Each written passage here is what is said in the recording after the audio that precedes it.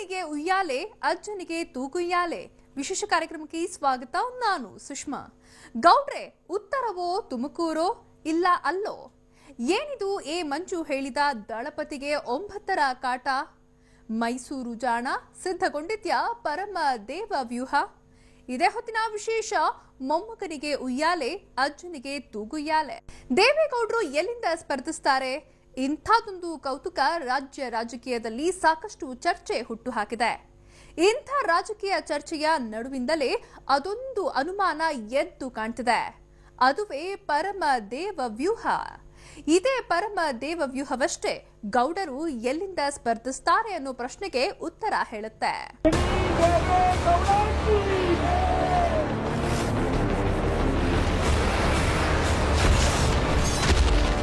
ಅಪ್ಪ ಅಲ್ಲೇ, ಚಿಕ್ಕಪ್ಪ ಅಲ್ಲೇ, ಮಗನೂ ಅಲ್ಲೇ, ಅಜ್ಜ ಎಲ್ಲಿ? ದೇವೇಗೌಡರನ್ನ ಹಾಸನದಲ್ಲೇ ನಿಲ್ಲಬೇಕು ಅಂತ ನಾವೀಗ ನಾನು ಪ್ರಜ್ವಲ್ ಎಲ್ಲ ಹೇಳ್ತಾ ಇದ್ದೀವಿ.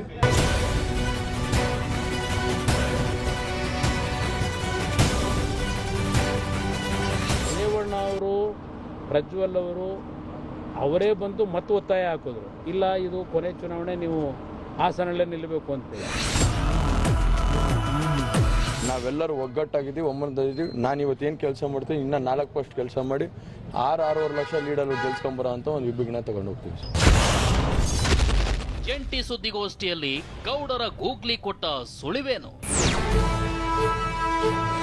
ಇಲ್ಲದೇ ಆದರೆ ಸಿದ್ದರಾಮಯ್ಯವರು ವಿದೇಶ ಕಡೆ ಕೂತಿದ್ದಾರೆ, ಅಲ್ಲಿ ಮುಖ್ಯಮಂತ್ರಿಗಳಿದ್ದಾರೆ, ಡಿ ಕೆ ಅವರಿದ್ದಾರೆ, ಅವರೆಲ್ಲ ಎಲ್ಲೇ ಹೇಳ್ತಾರೆ ಅಂತ ನೋಡೋಣ, ಆಮೇಲೆ ತೀರ್ಮಾನ. ಮಣ್ಣಿನ ಮಗ ದೇವೇಗೌಡರ ಮುಂದಿನ ಆಯ್ಕೆ ಯಾವುದು? ಎಲ್ಲಿಂದ ಸ್ಪರ್ಧಿಸ್ತಾರೆ ದೇವೇಗೌಡರು? ಯಾವ ಕ್ಷೇತ್ರವನ್ನ ಆರಿಸಿಕೊಳ್ತಾರೆ ಗೌಡ್ರು? ಇಂಥವೇ ಪ್ರಶ್ನೆಗಳು ಇದೀಗ ಬಿಡದೆ ಕಾಡ್ತಿವೆ. ಯಾಕಂದ್ರೆ ಹಾಸನದಿಂದಲೇ ಸ್ಪರ್ಧಿಸ್ತಾರೆ ಅನ್ನೋ ಸಣ್ಣದೊಂದು ಸಂಶಯವಿತ್ತು. ಆದ್ರೆ ಅದಕ್ಕೂ ಈಗ ಅವಕಾಶವಿಲ್ಲ. ಸತತ 6 ದಶಕಗಳ ಕಾಲ ದೇವೇಗೌಡರ ರಾಜಕೀಯದ ಆತ್ಮವೇ ಆಗಿದ್ದ ಹಾಸನ ಕ್ಷೇತ್ರವನ್ನ ಮುದ್ದಿನ ಮೊಮ್ಮಗ ಪ್ರಜ್ವಲ್ಗೆ ಬಿಟ್ಕೊಟ್ಟಿದ್ದಾರೆ. ಇದೇ ತಿಂಗಳ 13ನೇ ತಾರೀಕಿನಂದು ಹಾಸನದ ಹೊಳೆನರಸೀಪುರ ತಾಲೂಕಿನ ಮೂಡಲಹಿಪ್ಪೆ ಗ್ರಾಮದಲ್ಲಿ ದೇವೇಗೌಡರೇ ತಮ್ಮ ಉತ್ತರಾಧಿಕಾರಿ ಪ್ರಜ್ವಲ್ ಅಂತ ಘೋಷಿಸಿದ್ರು. ಇಂಥದ್ದೊಂದು ಘೋಷಣೆಯ ನಂತರವೂ ದೇವೇಗೌಡರು ಹಾಸನದಿಂದಲೇ ಸ್ಪರ್ಧಿಸಬೇಕು ಅನ್ನೋ ಒತ್ತಾಯವನ್ನ ಖುದ್ದು ರೇವಣ್ಣ ಹಾಗೂ ಪ್ರಜ್ವಲ್ ರೇವಣ್ಣ ಹಾಕಿದ್ರು. ಈ ವಿಚಾರವನ್ನ ಮುಖ್ಯಮಂತ್ರಿ ಕುಮಾರಸ್ವಾಮಿ ಹೇಳಿದ್ರು. ರೇವಣ್ಣ ಅವರು, ಪ್ರಜ್ವಲ್ ಅವರು ಅವರೇ ಬಂದು ಮತ್ತೆ ಒತ್ತಾಯ ಹಾಕಿದ್ರು, ಇಲ್ಲ ಇದು ಕೊನೆ ಚುನಾವಣೆ, ನೀವು ಹಾಸನಲ್ಲೇ ನಿಲ್ಲಬೇಕು ಅಂತೇಳಿ. ರೇವಣ್ಣ ಅವರಿಗೆ ಮತ್ತು ಪ್ರಜ್ವಲ್ ಅವ್ರಿಗೆಲ್ಲ ಒಂದು ಕಡೆ 60 ವರ್ಷದ ಅವರ ಸುದೀರ್ಘ ರಾಜಕಾರಣದಲ್ಲಿ ದೇವೇಗೌಡರು ಮತ್ತೆ ಹಾಸನದಲ್ಲೇ ನಿಲ್ಲಬೇಕು ಅಂತೇಳಿ ಘೋಷಣೆ ಆದ ನಂತರವೂ ಭಾಳ ಚರ್ಚೆಗಳಾಗಿದ್ದಾವೆ. ನಾವು ಇದನ್ನ ಇಲ್ಲಿವರೆಗೂ ಹೇಳಿಲ್ಲ ನಾನು, ಆದರೆ ಇವತ್ತು ಹೇಳ್ತಾ ಇದ್ದೇನೆ, ನೀವು ಕೇಳಿದ್ರಿಂದ ಯಾತಕ್ಕೆ ಇಷ್ಟೊಂದು ಗೊಂದಲ ಅಂತ ಹೇಳಿ. ಇಲ್ಲಿ ಹಾಸನಲ್ಲಿ ದೇವೇಗೌಡರೇ ಮನಸ್ಫೂರ್ತಿಯಾಗಿ ಕಳೆದ 3 ವರ್ಷದ ಹಿಂದೆನೇ ಪ್ರಜ್ವಲ್ನ ನಿಲ್ಲಿಸಬೇಕು ಅಂತಕ್ಕಂಥ ಒಂದು ತೀರ್ಮಾನ ಅವರೇನು ಮಾಡ್ಕೊಂಡಿದ್ರು. ಅದರಿಂದ ಅವರು ಹಿಂದೆ ಸರಿತಕ್ಕಂಥದ್ರಲ್ಲಿ ಎಲ್ಲ ಒಂದು ಕಡೆ ಅವ್ರ ಮನಸ್ಸು ಒಪ್ಪಲಿಲ್ಲ. ಮುದ್ದಿನ ಮೊಮ್ಮಗನಿಗೆ ಬಿಟ್ಕೊಟ್ಟ ಕ್ಷೇತ್ರದಲ್ಲೇ ಮತ್ತೆ ದೇವೇಗೌಡರು ಕೊನೆ ಗಳಿಗೆಯಲ್ಲಿ ಸ್ಪರ್ಧಿಸಬಹುದು ಅನ್ನೋ ಅನುಮಾನವಿತ್ತು. ಆದ್ರೀಗ ಅಂಥ ಅವಕಾಶವೇ ಇಲ್ಲ. ಯಾಕಂದ್ರೆ ಪ್ರಜ್ವಲ್ ರೇವಣ್ಣ ಹಾಸನದ ಜೆಡಿಎಸ್ ಅಭ್ಯರ್ಥಿಯಾಗಿ ನಾಮಪತ್ರ ಸಲ್ಲಿಸಿಯಾಗಿದೆ. ತಂದೆ ತಾಯಿ ಹಾಗೂ ಚಿಕ್ಕಪ್ಪನೊಂದಿಗೆ ಸೇರಿ ಜಿಲ್ಲಾಧಿಕಾರಿಗಳಿಗೆ ತಮ್ಮ ನಾಮಪತ್ರವನ್ನ ಸಲ್ಲಿಸಿದ್ರು.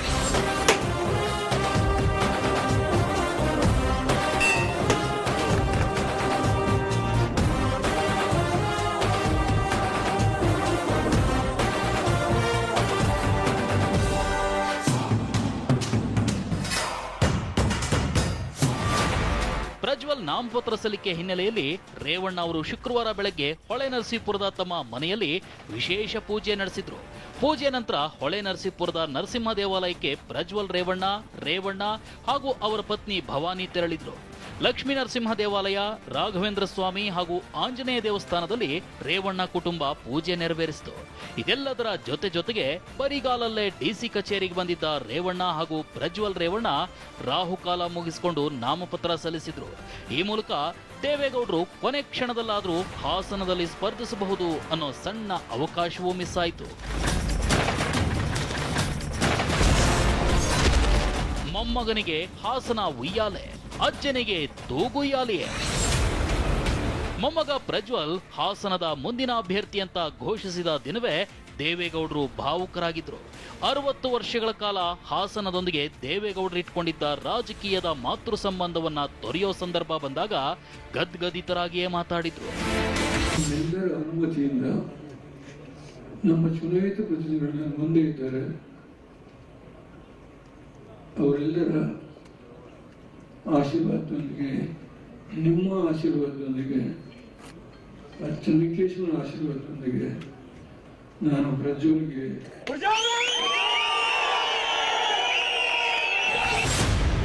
ಪ್ರಜ್ವಲ್ ಹಾಸನದ ಅಭ್ಯರ್ಥಿ ಅಂತ ಘೋಷಣೆಯಾದ ದಿನದಿಂದಲೇ ಮೈತ್ರಿ ನಾಯಕರಲ್ಲಿ ಒಂದೊಂದೇ ಬಿರುಕು ಕಾಣಿಸೋಕ್ ಶುರುವಾಯಿತು. ಯಾಕಂದ್ರೆ ದೇವೇಗೌಡರು ಹಾಸನ ಕ್ಷೇತ್ರದಲ್ಲಿ ಸ್ಪರ್ಧಿಸೋದಿಲ್ಲ ಅನ್ನೋದು ಪಕ್ಕಾ ಆಗ್ತಿದ್ದಂತೆಯೇ ಬೆಂಗಳೂರು ಉತ್ತರ ಲೋಕಸಭಾ ಕ್ಷೇತ್ರದಿಂದ ಸ್ಪರ್ಧಿಸ್ತಾರೆ ಅನ್ನೋ ಅನುಮಾನ ಶುರುವಾಯಿತು. ಇದೇ ಕಾರಣಕ್ಕೆ ದೇವೇಗೌಡರ ಸ್ಪರ್ಧೆಗೆ ಷರತ್ತು ವಿಧಿಸಿದ್ರು. ಅದು ಯಾರು ಅನ್ನೋದನ್ನ ನೋಡಿದ್ರೆ ಈ ನಾಯಕರ ಹಿಂದಿನ ಖದರ್ರು, ಪವರ್ರು ಯಾವುದು ಅನ್ನೋದು ಅರ್ಥವಾಗುತ್ತೆ. ಅಭ್ಯರ್ಥಿಯನ್ನು ಗೆಲ್ಲಿಸ್ತಕ್ಕಂಥದ್ದಕ್ಕೆ ಯಾವುದೇ ಥರವಾದ ಡೌಟ್ ಬೇಡ. ನಾವು ಒಗ್ಗಟ್ಟಾಗಿ ಕೆಲಸ ಮಾಡ್ತೇವೆ. ಬಟ್ ನಮ್ಮ ವೈಯಕ್ತಿಕವಾಗಿ ನಮ್ಮ ಕಾನ್ಸ್ಟಿಟ್ಯೂಯೆನ್ಸಿಲಿ ಏನು ತೊಂದರೆ ಆಗ್ತಾ ಇದೆ ಅದನ್ನು ತಾವು ಕೂಡ ಮಧ್ಯಪ್ರವೇಶ ಮಾಡಿ ಅದನ್ನು ಬಗೆಹರಿಸಿಕೊಡ್ಬೇಕು ಅಂತೇಳಿ ಅವರ ಗಮನಕ್ಕೂ ತಂದಿದ್ದೇವೆ. ಯಾಕೆಂದರೆ ಇದುವರೆಗೂ ನಾವು JDS ಜೊತೆಯಲ್ಲಿ ಫೈಟ್ ಮಾಡಿಕೊಂಡು ಬಂದಿರತಕ್ಕಂಥದ್ದು. ನನ್ನ ಯಶವಂತಪುರ ಕಾನ್ಸ್ಟಿಟ್ಯೂನ್ಸಿಲಿ ಏನು ಪ್ರಾಬ್ಲಮ್ಸ್ ಇದೆ, ಹೆಬ್ಬಾಳದಲ್ಲಿ ಏನಿದೆ, KR ಪುರಂದಲ್ಲಿ ಏನಿದೆ, ನಮ್ಮ ಪುಲಿಕೇಶಿ ನಗರದಲ್ಲಿ ಏನಿದೆ, ಬ್ಯಾಟರಾಯಪುರದಲ್ಲಿ ಏನಿದೆ, ಹಿಂಗೆ ಸ್ವಲ್ಪ ಸಣ್ಣ ಪುಟ್ಟದ್ದು ಪ್ರಾಬ್ಲಮ್ಸ್ ಇದೆ. ಅದು ತಾವು ಮಧ್ಯಪ್ರವೇಶ ಮಾಡಬೇಕಾಗ್ತದೆ. ಆ ಮಧ್ಯಪ್ರವೇಶ ಮಾಡಿ ಆ ಪ್ರಾಬ್ಲಮ್ಸ್ನ ನೀವು ಸಾಲ್ವ್ ಮಾಡ್ತೀನಿ ಅಂತಕ್ಕಂಥದ್ದು ನಮಗೆ ಮನವರಿಕೆ ಆದರೆ ನಾವು 100ಕ್ಕೆ 100 AICC ಆದೇಶವನ್ನು ಪಾಲನೆ ಮಾಡ್ತೇವೆ ಸರ್ ಅಂತಕ್ಕಂಥದ್ದನ್ನು ಹೇಳಿದ್ದಾರೆ. ದೇವೇಗೌಡರಿಗೆ ಈತ ಬೆಂಗಳೂರು ಉತ್ತರ ಲೋಕಸಭಾ ಕ್ಷೇತ್ರದಲ್ಲೇ ಸಣ್ಣದೊಂದು ಅಪಸ್ವರ ಎದುರಾಯಿತು. ಇದಾಗಿ 24 ಗಂಟೆ ಕಳೆಯೋ ಹೊತ್ತಿಗೆ ಹಾಸನದಿಂದಲೇ ಮತ್ತೊಂದು ಆಘಾತ ಬಂದೆರಗಿತು. ಅದುವೇ ಎ ಮಂಜು ಕಾಂಗ್ರೆಸ್ ತೊರೆದು ಬಿಜೆಪಿ ಸೇರಿದ್ರು.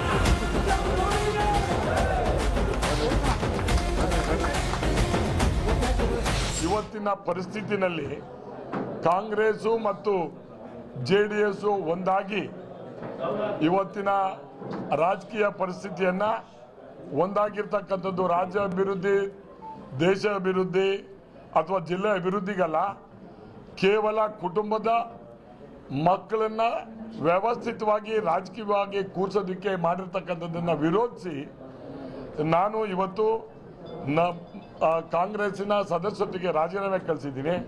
ಅದಾದ ಮೇಲೆ ನಾನು ಇಲ್ಲಿ ಸದಸ್ಯತ್ವವನ್ನು ನಾನು ಸ್ವೀಕರಿಸ್ತಾ ಇದ್ದೀನಿ. ಹಾಸನ ಹೋಯ್ತು, ಬೆಂಗಳೂರು ಉತ್ತರದಲ್ಲಿ ಮೊದಲೇ ಅಪಸ್ವರ ಎದ್ದಿತ್ತು. ಹಾಗಾಗಿಯೇ ದೇವೇಗೌಡರು ತುಮಕೂರಿನತ್ತಲೂ ಒಂದು ಕಣ್ಣು ನೆಟ್ಟಿದ್ರು. ಆದರೆ ತುಮಕೂರಿನಲ್ಲಿ DCM ಪರಮೇಶ್ವರ್ ಅವರೇ ತಮ್ಮ ಪಕ್ಷದ ಹಾಲಿ ಸಂಸದ ಮುದ್ದಹನುಮೇಗೌಡರಿಗೆ ಬಿಟ್ಟುಕೊಡುವಂತೆ ಮೊದಲೇ ಕೇಳಿದ್ರು. ಅದೇ ಮನಸ್ತಾಪಕ್ಕೋ ಏನೋ ಉಪಮುಖ್ಯಮಂತ್ರಿ ಡಾಕ್ಟರ್ G. ಪರಮೇಶ್ವರ್ ಮೈತ್ರಿ ಪಕ್ಷಗಳ ಬಹುಮುಖ್ಯ ಸುದ್ದಿಗೋಷ್ಠಿಗೂ ಬರಲಿಲ್ಲ. ಅಷ್ಟಕ್ಕೂ ಆ ಸುದ್ದಿಗೋಷ್ಠಿ ಯಾವುದು ಅಂತೀರಾ? ಅದುವೇ ಕಾಂಗ್ರೆಸ್ JDS ಜಂಟಿ ಸುದ್ದಿಗೋಷ್ಠಿ. ಇದೇ ಸುದ್ದಿಗೋಷ್ಠಿಯಲ್ಲೇ ದೇವೇಗೌಡರು ಎಲ್ಲಿಂದ ಸ್ಪರ್ಧಿಸ್ತಾರೆ ಅನ್ನೋ ಪ್ರಶ್ನೆಗೆ ಗೂಗ್ಲಿ ಹಾಕಿದ್ರು. ನಾನು ಎಲ್ಲಿ ಸ್ಪರ್ಧೆ ಮಾಡಬೇಕು ಮಾಡಬಾರ್ದು ಅದರ ಬಗ್ಗೆ ನಿರ್ಣಯ ತೆಗೆದುಕೊಳ್ಳುವ ಕನಿಷ್ಠ ಪ್ರಮಾಣದ ಒಂದು ಸ್ವಾತಂತ್ರ್ಯ ಇದೆ ಅಂತ ಹೇಳಿ ನಿಮ್ಮನ್ನು ವಿನಂತಿ ಮಾಡ್ತೇನೆ. ಅದರ ಬಗ್ಗೆ ಏನು ಕೆಲವೇ ದಿನದಲ್ಲಿ ನಿರ್ಣಯ ಮಾಡೋಣ, ಏನು ತೊಂದರೆ ಇಲ್ಲ. ಆದರೆ ನಾನೇ ಯೋಚನೆ ಮಾಡ್ತಾ ಇದ್ದೀನಿ, ಬೇಸರ ಮಾಡ್ಕೋಬೇಡಿ.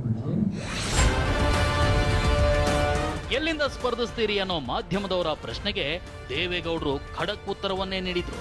ಆದ್ರೆ ಇದೇ ಮಾತುಗಳ ಕೊನೆಯಲ್ಲಿ ದೇವೇಗೌಡರು ನಿಗೂಢ ಉತ್ತರವೊಂದನ್ನ ನೀಡಿದ್ರು.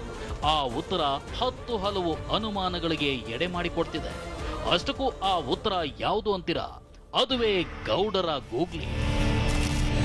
ಇಲ್ಲದೇ ಆದರೆ ಸಿದ್ದರಾಮಯ್ಯರು ವಿದೇಶ ಕಡೆ ಕೂತಿದ್ದಾರೆ, ಅಲ್ಲಿ ಮುಖ್ಯಮಂತ್ರಿಗಳಿದ್ದಾರೆ, DK ಅವರಿದ್ದಾರೆ, ಅವರೆಲ್ಲ ಎಲ್ಲ ಹೇಳ್ತಾರೆ ಅಂತ ನೋಡೋಣ, ಆಮೇಲೆ ತೀರ್ಮಾನ. ದೇವೇಗೌಡರು ಹೀಗೆ ಒಗಟಾಗಿ ಮಾತಾಡಿದ್ಯಾಕೆ? ದೇವೇಗೌಡರ ಇಂಥದೊಂದು ಗೂಗ್ಲಿ ಹಿಂದಿನ ಮರ್ಮವೇನು? ಇದೇ ಸುದ್ದಿಗೋಷ್ಠಿಯಲ್ಲಿ ಉಪಮುಖ್ಯಮಂತ್ರಿ ಡಾಕ್ಟರ್ ಜಿ ಪರಮೇಶ್ವರ್ ಹಾಜರಿರಲಿಲ್ಲ.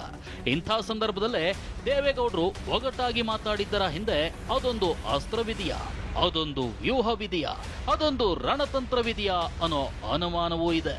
ಅಷ್ಟಕ್ಕೂ ಆ ತಂತ್ರ ಯಾವುದು ಅಂತೀರಾ? ಅದು ನಿಮಗೆ ಗೊತ್ತಾಗಬೇಕು ಅಂದ್ರೆ ದೇವೇಗೌಡರು ಮಾತಾಡುವಾಗ ಸಿದ್ದರಾಮಯ್ಯ ಹೇಗೆ ವರ್ತಿಸ್ತಿದ್ರು ಅನ್ನೋದನ್ನ ಸೂಕ್ಷ್ಮವಾಗಿ ಗಮನಿಸ್ಬಿಡಿ.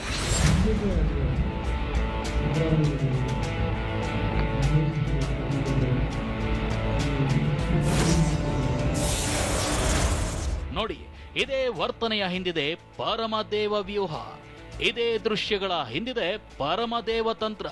ಇದು ಸಿದ್ದು ತಂತ್ರವೋ ದೇವೇಗೌಡರ ವ್ಯೂಹವೋ ಅನ್ನೋ ಗೊಂದಲವೇ ರಣರೋಚಕ ರಾಜಕೀಯ.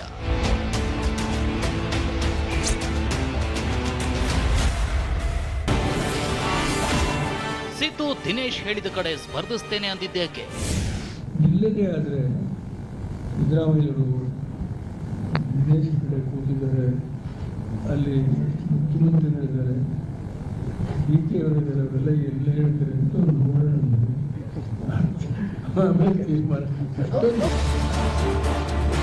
ಇದೇ ಮಾತುಗಳೇ ಇದೀಗ ಹೊಸದೊಂದು ಕತೆ ಹೇಳ್ತಿರೋದು.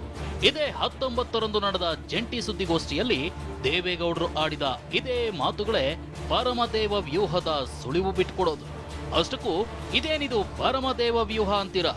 ಅದು ನಿಮಗೆ ಗೊತ್ತಾಗಬೇಕು ಅಂದ್ರೆ ಇದೇ ಸುದ್ದಿಗೋಷ್ಠಿಯಲ್ಲಿ ದೇವೇಗೌಡರು ಆಡಿದ ಮತ್ತೊಂದು ಸೂಕ್ಷ್ಮ ಮಾತನ್ನು ಸ್ಪಷ್ಟವಾಗಿ ಕೇಳ್ಬಿಡಿ. ನಿಲ್ಲಲಿಲ್ವಾ? ಪ್ರಶ್ನೆ ಇದ್ರೆ ಪ್ರಶ್ನೆ ಇದ್ದಾವೆ. ದೇವೇಗೌಡರು ಮೈಸೂರಿಗೆ ಹೋಗ್ತಾರ? ದೇವೇಗೌಡರು ಇಲ್ಲಿದ್ದಾರೆ, ನಿಲ್ಲಲಿಲ್ವಾ? ಪ್ರಶ್ನೆ ಇದ್ರೆ ಪ್ರಶ್ನೆ ಇದ್ದಾವೆ. ದೇವೇಗೌಡರು ಮೈಸೂರಿಗೆ ಹೋಗ್ತಾರ? ಇದೇ ಮಾತನ್ನೇ ಸೂಕ್ಷ್ಮವಾಗಿ ಗಮನಿಸಿ ಅಂತ ಹೇಳಿದ್ದು.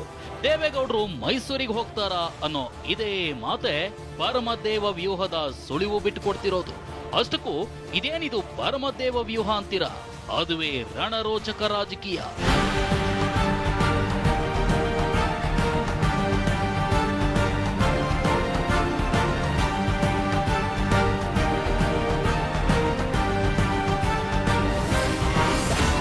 ಸಿದ್ದರಾಮಯ್ಯಗೆ ಪ್ರಜ್ವಲ್ ರೇವಣ್ಣ ಬಹುಮುಖ್ಯವಾದ್ರ. ಇಲ್ಲ ಕಾಂಗ್ರೆಸ್, ಇಲ್ಲ ಜೆಡಿಎಸ್ ಹಾಕ್ಬೇಕು ನಿಮ್ ಜಿಲ್ಲೆಯಲ್ಲಿ, ಇಲ್ಲ ಬಿಜೆಪಿ ಎರಡೇ ದಾರಿ ಇರೋದಲ್ವಾ? ಅದೇ ಅವಕಾಶ ಕೊಡಿ. ಬಿಜೆಪಿ ವೋಟ್ ಆಗೋನಾದ್ರೆ ದೊಡ್ಡಾಗಿ vote BJP, please go out. Nikhil ಬಗ್ಗೆ ಸಿದ್ದರಾಮಯ್ಯ ಒಂದೇ ಒಂದು ಮಾತಾಡಿಲ್ವಾ? ನನ್ನ ಹೆಂಗೆ ಹಾಸನದವರಿಗೆ ಬೆಂಡೆತ್ ಕೊಟ್ಟರು ವಿಡಿಯೋ ನೋಡ್ಲಿಲ್ಲ ನೀವು? ಕಳಿಸಿದ್ರು. ಇಡೀ ರಾಜ್ಯದಲ್ಲಿ ಬಿಜೆಪಿ ಅಧಿಕಾರದಿಂದ ದೂರ ಇಡಬೇಕು ಅಂತಕ್ಕಂಥ ಒಂದು ನಿರ್ಣಯವನ್ನ ಸಿದ್ದರಾಮಯ್ಯ ನೇತೃತ್ವದಲ್ಲಿ ಮಾಡಾಗಿದೆ. ಬೆನ್ನಿಗೆ ಚೂರಿ ಹಾಕುವ ಕಾಂಗ್ರೆಸ್ಸಿಗರು ಅಂದಿದ್ಯಾಕೆ ಎಚ್ಡಿಕೆ? ನನ್ನ ಕಾರ್ಯಕರ್ತರು ಸಮರ್ಥರಿದ್ದಾರೆ. ಬೆನ್ನಿಗೆ ಚೂರಿ ಹಾಕ್ತಕ್ಕಂಥವ್ರನ್ನ ನಂಬೋದ್ರ ಬದಲು ಯಾರು ಪ್ರಾಮಾಣಿಕವಾಗಿ ದುಡಿಮೆ ಮಾಡ್ತಾರೆ, ನಾನು ಎಲ್ರಿಗೂ ದೋಷ ಕೊಡೋದಿಲ್ಲ. ಅಲ್ಲಿ ಒರಿಜಿನಲ್ ಕಾಂಗ್ರೆಸ್ನವ್ರು ಏನಿದ್ದಾರೆ ಅವರಲ್ಲಿ ಸಾಕಷ್ಟು ಜನ ನಮ್ಮ ಪರವಾಗಿದ್ದಾರೆ. ಮುಖ್ಯಮಂತ್ರಿ ಕುಮಾರಸ್ವಾಮಿಯ ಈ ಖಡಕ್ ಮಾತಿನ ಹಿಂದಿನ ಮರ್ಮವೇನು?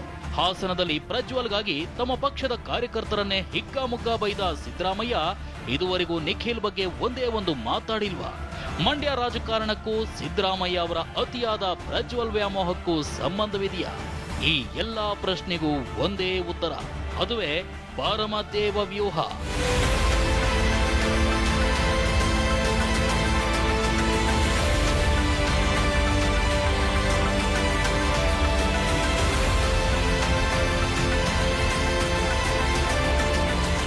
ಪರಮದೇವ ವ್ಯೂಹದ ಹಿಂದಿದೆಯಾ ತುಮಕೂರು ಕಳೆದುಕೊಂಡ ಪರಮೇಶ್ವರ್ ದ್ವೇಷಾಗ್ನಿ ಜ್ವಾಲೆ? ಬೆಂಗಳೂರು ಉತ್ತರದಲ್ಲಿ ಸಿದ್ದು ಹುಡುಗರು ಅಪಸ್ವರ ಎತ್ತಿದ ಪರಿಣಾಮವಿದೆಯಾ? ಹಾಸನದಲ್ಲಿ ಸಿದ್ದು ಶಿಷ್ಯರಂತಿದ್ದ ಎ ಮಂಜು ಬಿಜೆಪಿ ಸೇರಿದ ಸಂಗತಿಯು ಪರಮದೇವ ವ್ಯೂಹಕ್ಕೆ ಕಾರಣವಾಯ್ತಾ? ಅಷ್ಟಕ್ಕೂ ಏನಿದು ಪರಮದೇವ ವ್ಯೂಹ ಅಂತೀರಾ? ಅದು ನಿಮಗೆ ಗೊತ್ತಾಗಬೇಕು ಅಂದ್ರೆ ಮೈಸೂರು ಜಾಣನ ಅಸಲಿ ಆಟ ಅರ್ಥವಾಗಬೇಕು. ಟಗರು ಖದರ್ ಪವರ್ ಎಂಥದ್ದು ಅನ್ನೋದು ಗೊತ್ತಾಗಬೇಕು.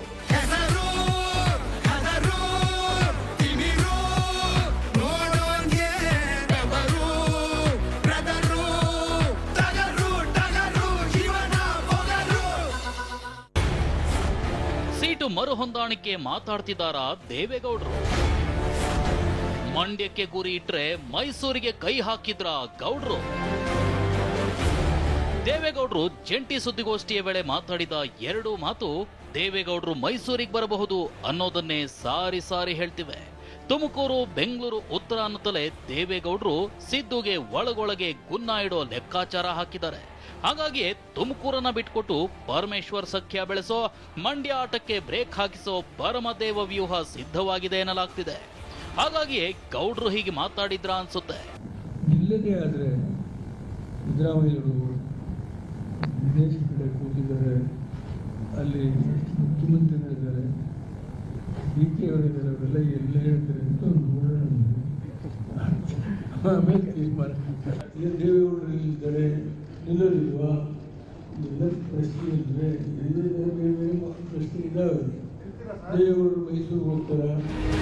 ದೇವೇಗೌಡರೇನೋ ಮೈಸೂರಿನತ್ತ ಕಣ್ಣು ನೆಟ್ಟಿದ್ದಾರೆ. ಅಷ್ಟೇ ಅಲ್ಲ, ಮೈಸೂರಿನಿಂದ ಸ್ಪರ್ಧಿಸಿದ್ರೆ ಬಿಎಸ್ಪಿ ಅಭ್ಯರ್ಥಿಯನ್ನ ಹಾಕದಂತೆ ದೇವೇಗೌಡರು ಬಿಎಸ್ಪಿ ಅಧಿನಾಯಕಿ ಮಾಯಾವತಿಗೆ ಮನವಿ ಮಾಡಿದ್ದಾರೆ ಎನ್ನಲಾಗ್ತಿದೆ. ಆದ್ರೆ ಮೈಸೂರು ಜಾಣ ಸಿದ್ದರಾಮಯ್ಯ ಸೋಲಭಕ್ಕೊಪ್ಪೋದಿಲ್ಲ. ಯಾಕಂದ್ರೆ ಸಿದ್ದು ಇನ್ನು ಚಾಮುಂಡೇಶ್ವರಿ ಸೋಲಿನ ಸೇಡನ್ನ ಮರೆತಿಲ್ಲ. ಇದಲ್ಲದೆ ದೇವೇಗೌಡರು ಈ ಚುನಾವಣೆಯಲ್ಲಿ ಸ್ಪರ್ಧಿಸೋ ಮನಸ್ಸನ್ನು ಇನ್ನೂ ಮಾಡಿಲ್ಲ. ಈ ವಿಚಾರವನ್ನ ಖುದ್ದು ಕುಮಾರಸ್ವಾಮಿ ಸಹ ಹೇಳಿದ್ದಾರೆ. ನಾಯಕರುಗಳ ಒತ್ತಾಯ, ಈ ಒಂದು ಚುನಾವಣೆಯಲ್ಲಿ ನೀವು ನಿಲ್ಲೇಬೇಕು ಅಂತಕ್ಕಂಥ ಒತ್ತಾಯ ಏನಿದೆ, ಅದರ ಹಿನ್ನೆಲೆಯಲ್ಲಿ ನಿಲ್ತಕ್ಕಂಥದ್ದಕ್ಕೆ ಇನ್ನೂ ತೀರ್ಮಾನ ಮಾಡಿಲ್ಲ. ಇನ್ನೂ ಕ್ಲಾರಿಟಿ ಇಲ್ಲ ಅವರಲ್ಲಿ, ನಿಲ್ಲಬೇಕೋ ಬೇಡವೋ ಅಂತ. ದೇವೇಗೌಡರ ಇಂಥದ್ದೊಂದು ಗೊಂದಲಕ್ಕೆ ಕಾರಣ 9ರ ಕಾಟವೇ. ಅಷ್ಟಕ್ಕೂ ಏನಿದು 9ರ ಕಾಟ ಅಂತೀರಾ? ಈ ಬಗ್ಗೆ ಎ ಮಂಜು ಹೇಳಿದ್ದೇನೋ ಅನ್ನೋದನ್ನ ಕೇಳ್ಬಿಡಿ. ನನಗೆ ಗೊತ್ತು ಚುನಾವಣೆ ಅಷ್ಟು ಸುಲಭ ಅಲ್ಲ ಅಂತ, ಬಟ್ ಎಲ್ಲೋ ಒಂದ್ ಕಡೆ ನನಗೆ ಶಿಸ್ತು ಸೆನ್ಸ್ ಹೊಡಿತಾ ಇದೆ. 9 ಅನ್ನೋದಿದೆಯಲ್ಲ, 89, 99, 2019, ಆ 9 ಅನ್ನೋದು ಸಂಖ್ಯೆ ಇದೆಯಲ್ಲ, ಎಲ್ಲೋ ಒಂದ್ ಕಡೆ ಆ ಕುಟುಂಬಕ್ಕೆ ಒಂದು ವಿರುದ್ಧ ಆಗ್ತದೆ. ಎಲ್ಲ ಹೇಳ್ತಾ ಇದ್ರು, ಓ ಅವ್ರು ಅಷ್ಟು ಗೆದ್ದು ಬಿಟ್ಟಿದ್ದಾರೆ, ಹೆಂಗ್ರಿ ಮಾಡ್ತೀರಾ ಅಂತೇಳಿ. ಹೌದು, 8 ಗೆದ್ದಿದ್ರು. 99ರಲ್ಲಿ ಎಲ್ಲಾನು ಸೋಲಿಸ್ಲಿಲ್ವಾ? ದೇವೇಗೌಡರು ಸೋಲಿಲ್ವಾ? ಜಿಲ್ಲೆನಲ್ಲಿ 8ಕ್ಕೆ 8 ಸೋಲಿಲ್ವಾ? ಈಗ ಈ ಸಲ ಸೋಲೋದಿಲ್ವಾ? ಕೇಳಿಸ್ಕೊಂಡ್ರ? ದೇವೇಗೌಡರು 1989ರಲ್ಲಿ ಸೋತಿದ್ರು, 1999ರಲ್ಲೂ ಸೋತಿದ್ರು, ಇದೀಗ 2019ರಲ್ಲೂ ಸೋಲ್ತಾರೆ. ಅವ್ರಿಗೆ 9ರ ಕಾಟವಿದೆ ಅನ್ನೋ ಭವಿಷ್ಯ ನುಡಿದಿದ್ದಾರೆ. ಇದೇ ಭಯದಿಂದಾಗಿ ಗೌಡ್ರು ಸುಮ್ಮನಾಗ್ತಾರ? ಇಲ್ಲ ಸಿದ್ದರಾಮಯ್ಯ ಮೈಸೂರು ಕ್ಷೇತ್ರವನ್ನ ಬಿಟ್ಕೊಡೋದಿಲ್ವಾ? ಈ ಎಲ್ಲಾ ಪ್ರಶ್ನೆಗೆ ಉತ್ತರ ಹೇಳಬಲ್ಲದು ಪರಮದೇವ ವ್ಯೂಹ. ಪರಮದೇವ ವ್ಯೂಹಕ್ಕೆ ಸಿದ್ದರಾಮಯ್ಯ ತ್ಯಾಗರಾಮಯ್ಯ ಆಗ್ತಾರೋ? 9ರ ಕಾಟಕ್ಕೆ ಭಯ ಬಿದ್ದು ಗೌಡ್ರೆ ಸ್ಪರ್ಧಿಸದೆ ಸುಮ್ಮನಾಗ್ತಾರೋ? ಸದ್ಯಕ್ಕಂತೂ ಹಾಸನ ಉಯ್ಯಾಲೆಯಲ್ಲೇ ಮೊಮ್ಮಗ ಖುಷಿಯಾಗಿದ್ದಾನೆ, ಅಜ್ಜ ಮಾತ್ರ ತೂಗುಯ್ಯಾಲೆಯಲ್ಲೇ ಅತಂತ್ರರಾಗಿದ್ದಾರೆ ಅಂತ ಅನ್ಸುತ್ತೆ. ಇದೇ ಹೊತ್ತಿನ ವಿಶೇಷ. ನಿರಂತರ ಸುದ್ದಿಗಾಗಿ ನೋಡ್ತಾ ಇರಿ TV9.